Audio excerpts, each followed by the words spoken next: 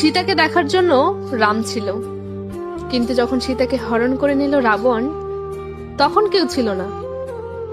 দ্রৌপদীর 5 পাণ্ডব ছিল, কিন্তু যখন বস্ত্রহরণ করা হলো তখন কেউই নেই। অভিমন্যু রাজকুমার ছিল, কিন্তু যখন চক্র বহে গেল তখন তার পাশে কেউ নেই। রাবণ শক্তিশালী ছিল, কিন্তু যখন লঙ্কা জ্বলে উঠল তখন কেউ নেই। দশরথের 4 পুত্র ছিল, কিন্তু যখন প্রাণ যায় তখন কেউ নেই। সত্যি এটাই, দুনিয়ার সংসারে আপন বলতে কেউ নেই, শুধু ভগবান ছাড়া। তাই প্রেম সে বলো রাধে রাধে।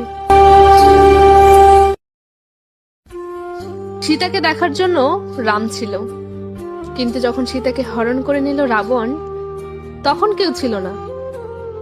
দ্রৌপদীর 5 পাণ্ডব ছিল, কিন্তু যখন বস্ত্রহরণ করা হলো তখন কেউই নেই। অভিমন্যু রাজকুমার ছিল, কিন্তু যখন চক্র বহে গেল তখন তার পাশে কেউ নেই। রাবণ শক্তিশালী ছিল, কিন্তু যখন লঙ্কা জ্বলে উঠল তখন কেউ নেই। দশরথের 4 পুত্র ছিল, কিন্তু যখন প্রাণ যায় তখন কেউ নেই। সত্যি এটাই, দুনিয়ার সংসারে আপন বলতে কেউ নেই, শুধু ভগবান ছাড়া।